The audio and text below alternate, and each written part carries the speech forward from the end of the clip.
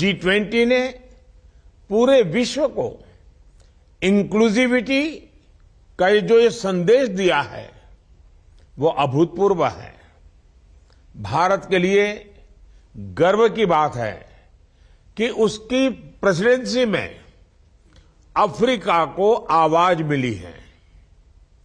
इस एक साल में पूरी दुनिया ने G20 में ग्लोबल साउथ की गूंज भी सुनी है।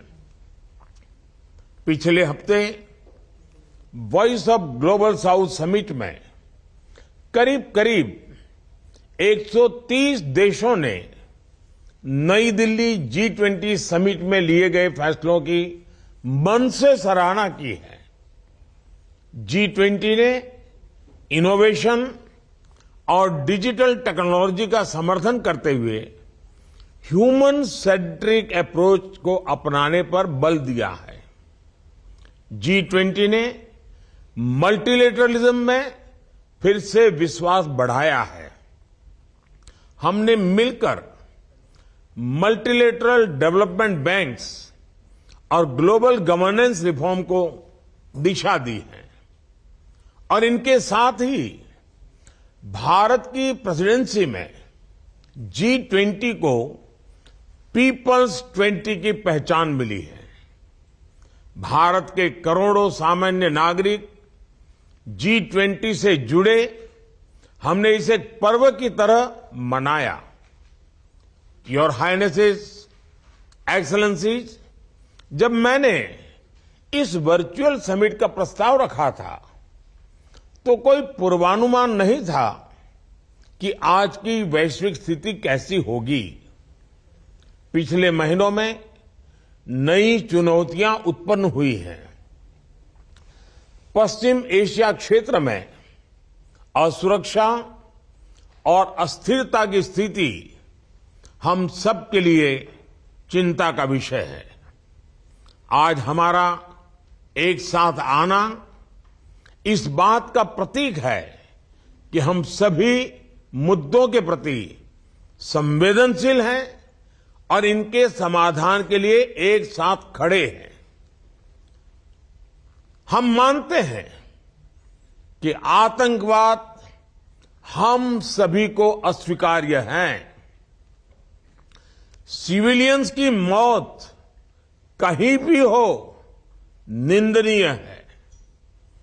आज हुए हॉस्टेजेस के रिलीज के समाचार का हम स्वागत करते हैं।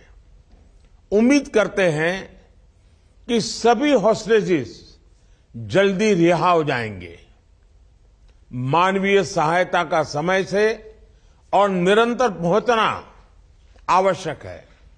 यह सुनिश्चित करना भी जरूरी है कि इजरायल और हमास की लड़ाई किसी तरह का क्षेत्रीय रूप धारण न कर ले।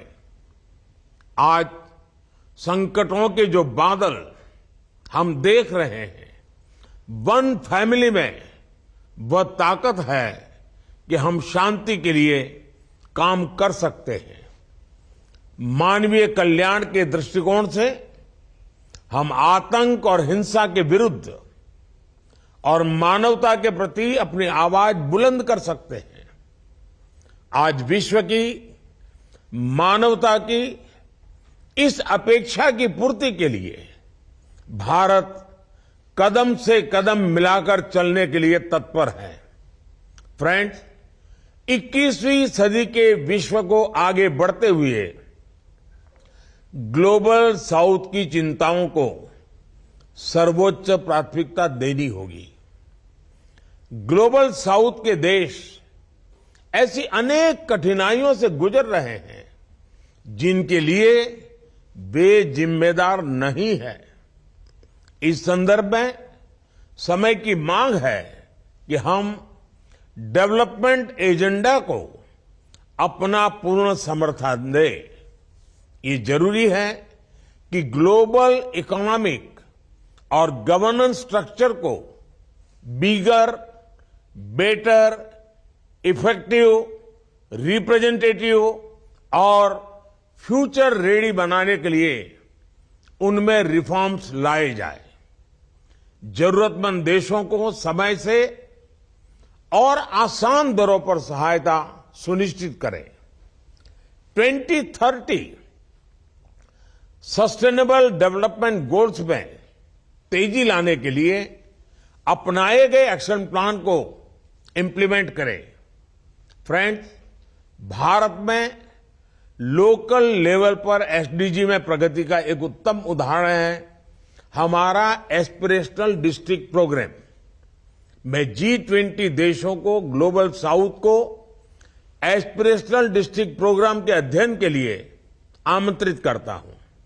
आप देखिएगा कि कैसे इस एक अभियान ने भारत के 25 करोड़ लोगों का जीवन बदल दिया है। फ्रेंड्स, नई दिल्ली समिट में डिजिटल पब्लिक इंफ्रास्ट्रक्चर रिपोजिटरी बनाने का निर्णय लिया था। मुझे कहते हुए खुशी है कि रिपोजिटरी तैयार हो गई है।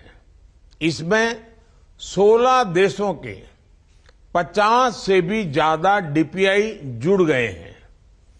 ग्लोबल साउथ के देशों में डीपीआई इंप्लीमेंट करने के लिए मैं सोशल इंपैक्ट फंड स्थापित करने का प्रस्ताव रखता हूं। भारत की ओर से मैं इसमें $25 मिलियन की प्रारंभिक राशि की जोड़ने की घोषणा भी करता हूं। मैं उम्मीद करता हूं कि आप सभी इस इनिशिएटिव से जुड़ेंगे। आज आर्टिफिशियल इंटेलिजेंस के युग में टेक्नोलॉजी को रिस्पॉन्सिबल तरीके से उपयोग में लाने की जरूरत है। पूरी दुनिया में एआई के नेगेटिव यूज को लेकर चिंता बढ़ रही है। भारत की स्पष्ट सोच है कि एआई के वैश्विक रेगुलेशन को लेकर हमें मिलकर काम करना चाहिए। डीप फेक समाज के लिए, व्यक्ति के लिए कितना खतरनाक है, इसकी गंभीरता को समझते हुए हमें आगे बढ़ना होगा। हम चाहते हैं कि AI should reach the people and it must be safe for the society. इसी अप्रोच के साथ भारत में अगले महीने ग्लोबल एआई पार्टनरशिप समिट आयोजित की जा रही है। मुझे विश्वास है कि आप सभी इसमें भी सहयोग देंगे। फ्रेंड्स, नई दिल्ली समिट में मैंने पर्यावरण संरक्षण के संबंध में ग्रीन क्रेडिट की बात रखी थी। आप जानते हैं कि भारत में हमने इसकी शुरुआत कर दी है। नई दिल्ली में लॉन्च किए गए ग्लोबल बायोफ्यूल्स अलायंस के जरिए हम कार्बन को कम करने के साथ साथ वैकल्पिक ईंधन के विकास को भी बढ़ावा दे रहे हैं। G20 ने प्रो प्लैनेट अप्रोच के लिए मिशन लाइफ यानी लाइफस्टाइल फॉर एनवायरनमेंट को मान्यता दी है। 2030 तक रिन्यूएबल एनर्जी को 3 गुना तक ले जाने का आह्वान किया है। क्लीन हाइड्रोजन के प्रति प्रतिबद्धता दिखाई है। क्लाइमेट फाइनेंस को बिलियन से ट्रिलियन ले जाने की जरूरत को पहचाना है। कुछ दिनों में यूएई में हो रहे COP28 के दौरान इन सभी इनिशिएटिव्स पर ठोस कदम उठाने की जरूरत है। फ्रेंड्स, विमेन एम्पावरमेंट पर एक नया वर्किंग ग्रुप भी बना है। इस संदर्भ में मुझे यह बताते हुए बहुत खुशी है कि भारत ने अपने नए संसद भवन के पहले सत्र में एक ऐतिहासिक निर्णय लिया। वुमेन लेड डेवलपमेंट को मजबूती देने के लिए हमने पार्लियामेंट और स्टेट लेजिस्लेटिव असेंबलीज में महिलाओं के लिए 33% रिजर्वेशन का निर्णय लिया है। फ्रेंड्स, मैं अपना वक्तव्य यहीं समाप्त करता हूं। For more such videos, subscribe to the NewsX YouTube channel, hit the bell icon.